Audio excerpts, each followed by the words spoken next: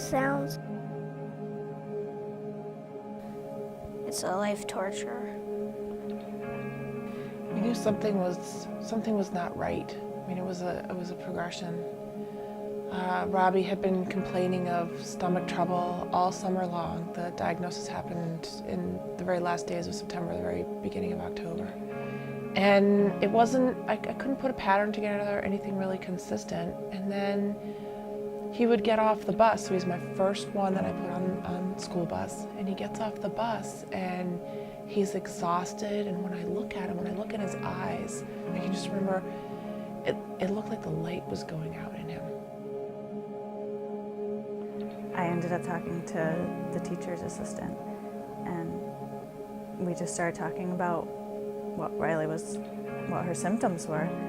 And the teacher out of the blue said, "Is it always in the morning and then it stops and she's completely fine?" And I said, "Yes." And she said, "I would ask to have a CAT scan done." She said, "I don't want to scare you. I know it's rare, but my daughter had a brain tumor."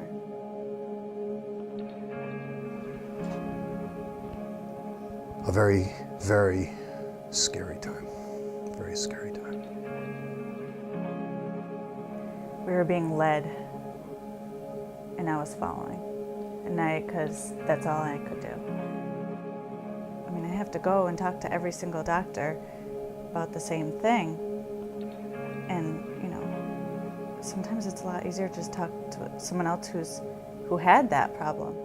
It happened so fast, it was startling, actually. We were absolutely terrified that we would lose him. Absolutely terrified. Our daughter Mira was diagnosed with a brain tumor when she was 23 months old, about a week before her second birthday. And like many other families that we met after that time, we were in shock, we were numb, we had a world of information to take in and begin to utilize right from the get-go.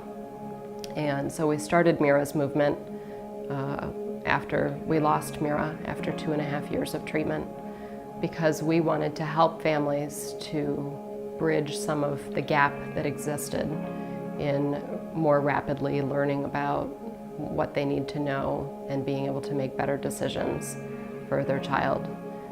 It doesn't always necessarily impact the actual decision that you make, but it's pretty key as a parent to know that you've made the best decisions for your child that you possibly can.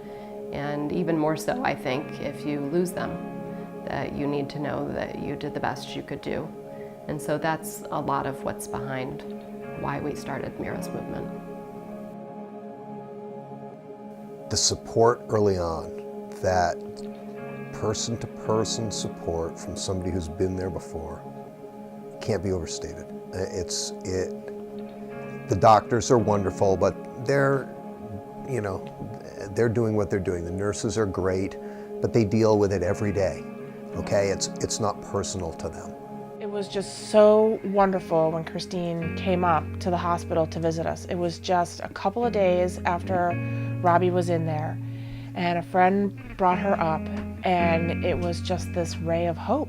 It was like, okay, I'm not alone. Somebody else has been through this. Somebody else who could possibly help us understand. And if we had a question, you're questioning yourself all the time. Is it okay to authorize this? Are we doing the right thing? Are we in the right place? And it was just this ray of hope. I just went on autopilot and called Christine and said, I don't know what to do. We just found out that Riley has a brain tumor. Christine said, I can come up, and Christine was there in 20 minutes. The mission of Mira's movement is threefold. We work to provide direct support to families, and that comes in the form of the support groups that we provide, both for families in treatment and their children, as well as bereavement groups. We recently launched a program called the Children's Cancer Resource, which is a program really aimed at reaching families in the first week after diagnosis and helping them to acclimate to a very different world and during a very scary time in their lives. And we also work to raise awareness of the impact and the prevalence of the disease through community events and other endeavors. But our focus is really to provide the direct support to families during a time when they really need someone to come to them and help them through a crisis. And when I first met Christine, she talked about this effort to pair up or match up families who had been down this road, whether their child lived or whether it was not a good outcome. People would understand and who could say, you know, this is what you're going through. Oh, get a second opinion. Go, there's so much information out there. You're simply overwhelmed.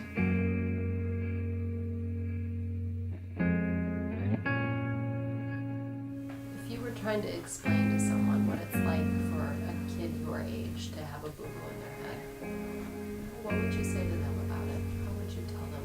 What would you tell them it's like? Scary. Kind of scary. Because going into a special room with no windows, having tubes stuck, having your arms out like this and having tubes stuck into your sides, it's really, really weird. It's a ridiculous and scary amount of children every single day that are diagnosed. And nobody should have to go through this. Mira's movement helped us find the way when we didn't know where to turn. Mira's movement helped us to know that there's hope. Mira's movement helped us navigate the healthcare system. Mira's movement helped us understand our daughter's options. I love Mira's movement. Mira's movement helped my family.